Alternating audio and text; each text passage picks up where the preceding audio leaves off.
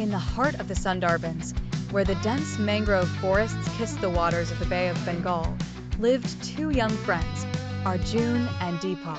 Their village was nestled at the edge of this vast wilderness, a place both beautiful and perilous. The land was shared with a myriad of creatures, including the majestic yet fearsome Bengal tiger. Life in the village was simple, yet filled with the calls of the wild. Arjun and Deepa were inseparable, spending their days playing near the forest edge or exploring its fringes. They were taught to respect the forest and its inhabitants, aware of the dangers that lurked within. One humid afternoon, as the village buzzed with preparations for the annual harvest festival, a sense of foreboding crept into the air. The elders whispered omens, and the animals behaved erratically, a sign that something was amiss. That night, under the eerie glow of the full moon, terrified screams pierced the peaceful slumber of the village. A tiger had ventured into their midst.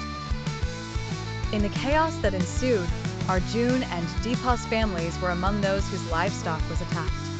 Fearful and frustrated, the villagers gathered the next morning to devise a plan. Leaving the issue unresolved would mean more attacks, more loss, and possibly lives endangered. Driven by a burning desire to protect their families and the courage that only the young can muster, Arjun and Deepa made a pact.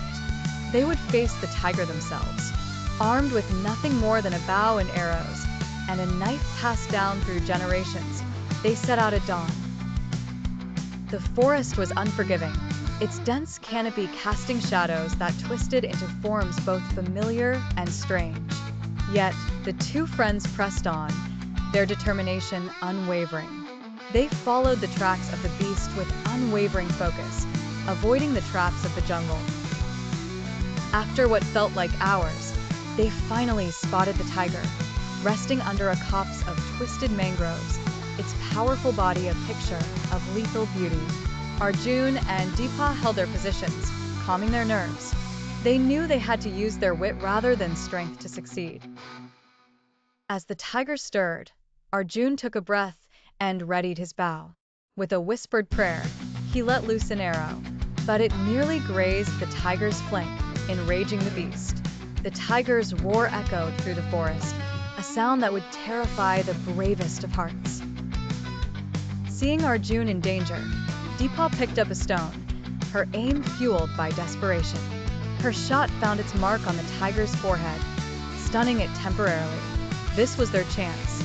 Arjun, regaining his composure, aimed again, this time driven by the need to protect the one he cared for most.